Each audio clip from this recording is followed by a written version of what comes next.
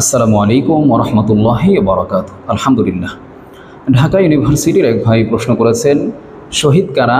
বর্তমান চলমান কোটা আন্দোলনে যারা মৃত্যুবরণ করেছে তারা শহীদ বলে গণ্য হবে কিনা? এর উত্তরটি আমরা হাদিসের আলোকে জানার চেষ্টা করব ইনশাআল্লাহ। তো সর্বপ্রথম আমরা জেনে নেব যে ইসলামী পরিভাষায় শহীদ কাকে বলে। সহিহ বুখারীর 3126 নং হাদিস থেকে জানা যায়, রাসূলুল্লাহ সাল্লাল্লাহু আলাইহি ওয়াসাল্লাম বলেছেন, মান কাতালা লিতাকুনা কালিমাতুল্লাহি হিয়াল উলিয়া। আল্লাহর রাসূলের এই হাদিস থেকে জানা যায়, যারা আল্লাহর জমিনে আল্লাহর দ্বীনকে, আল্লাহর আইনকে, আল্লাহর বিধানকে বাস্তবায়ন করার জন্য কাফেরদের বিরুদ্ধে সশস্ত্র সংগ্রামে যে সকল মুমিন ব্যক্তিরা নিহত হয় তারাই ইসলামী পরিভাষায় শহীদ বলেই গণ্য হবে। তো এখন প্রশ্ন হচ্ছে যে তারা ছাড়া কি আর দুনিয়ার জমিনে কোনো মানুষ শহীদ হবে না, শহীদের মর্যাদা লাভ করবে না? তো এর উত্তরে বলবো যে আল্লামা ইবনে হাজার আসকালানী রহমাতুল্লাহ আলাইহি তিনি শহীদের প্রকারভেদ বর্ণনা করতে গিয়ে বলেছেন যে শহীদ হচ্ছে দু প্রকার। এক হচ্ছে শাহিদুদ দুনিয়া ওয়াল আখিরা, আরেক হচ্ছে শাহিদুল আখিরা। এক হচ্ছে হাকিকি শহীদ, যারা দুনিয়া এবং আখিরাত উভয় জাহানে শহীদের মর্যাদা লাভ করবে। আরেক হচ্ছে শাহিদুল আখিরা হুকমি শহীদ, যারা পরকালে শহীদের মর্যাদা লাভ করবে। সহিহ মুসলিমের একটি হাদিস, সহিহ মুসলিমের 1915 নং হাদিস, রাসূলুল্লাহ সাল্লাল্লাহু আলাইহি ওয়াসাল্লাম একদিন সাহাবায়ে কেরামকে প্রশ্ন করলেন, মা তাউদ্দুনা শাহিদা মিনকুম, হে আমার সাহাবীরা তোমরা কি জানো শহীদ কারা? সাহাবায়ে কেরাম উত্তর দিলেন, ইয়া রাসূলুল্লাহ, যারা আল্লাহর জমিনে আল্লাহর দ্বীনকে সমুন্নত করার জন্য নিহত হয়েছে তারাই তো শহীদ। রাসূলুল্লাহ সাল্লাল্লাহু আলাইহি ওয়াসাল্লাম বললেন, ইন্না শুহাদা উম্মতি ইযান লাকালিল, যদি আল্লাহর জমিনে আল্লাহর দ্বীনকে সমুন্নত করার জন্য যারা নিহত হয়েছে যদি শুধু তারাই শহীদ হয়ে থাকে তাহলে তো কিয়ামতের ময়দানে আমার উম্মতের শহীদের সংখ্যা কমে যাবে।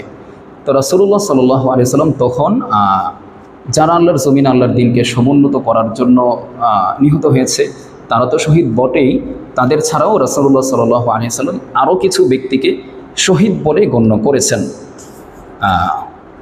যেমন সহিহ মুসলিমের এই হাদিসের মধ্যে আল্লাহ রাসূল বলেছেন, মান মাতা ফি তাউনি ফাহুয়া শাহিদ, যে সকল মানুষ মহামারীতে মৃত্যুবরণ করেছে তারা শহীদ। আল্লাহ রাসূল আরও বলেছেন, ওমান মাতা ফিল বাতনি ফাহুয়া শাহিদ, যে সকল মানুষ পেটের পীড়ায় মৃত্যুবরণ করবে, পেটের কোনো রোগে আক্রান্ত হয়ে মৃত্যুবরণ করবে, আল্লাহ রাসূল তাদেরকেও শহীদ বলে গণ্য করেছেন। ওয়াল গরিকু শাহিদ, এবং যে সকল মানুষ পানিতে ডুবে মৃত্যুবরণ করবে রাসূলুল্লাহ সাল্লাল্লাহু আলাইহি ওয়াসাল্লাম তাদেরকেও শহীদ বলে গণ্য করেছেন। আরও বিভিন্ন হাদিস থেকে বিভিন্ন শহীদের প্রকারভেদ জানা যায়। আল্লাহ রাসূল কোনো হাদিসে 3 শ্রেণীর মানুষকে, কোনো হাদিসে 5 শ্রেণীর, কোনো হাদিসে 7 শ্রেণীর মানুষকে আল্লাহ রাসূল শহীদ বলে গণ্য করেছেন।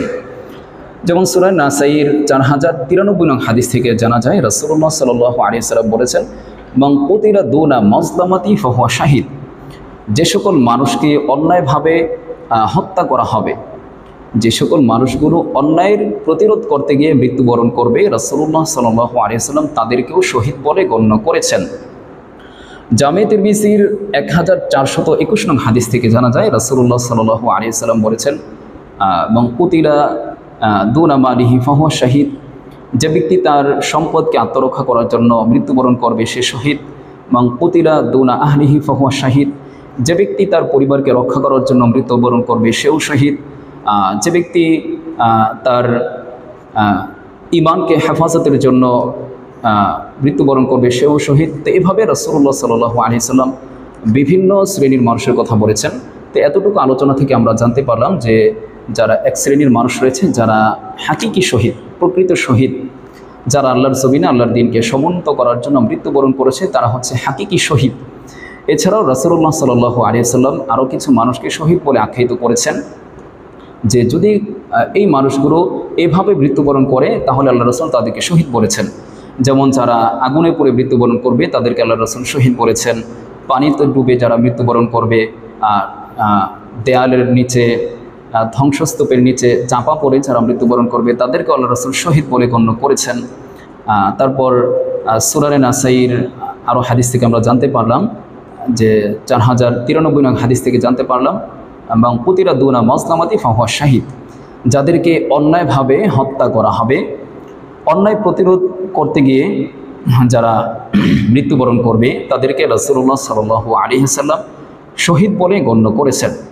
তো এতটুকু আলোচনা থেকে আশা করি আমরা বুঝতে পেরেছি যে কোটা আন্দোলনে যারা মৃত্যুবরণ করেছে তারা শহীদ বলে গণ্য হবে কিনা, আল্লাহু আলাম।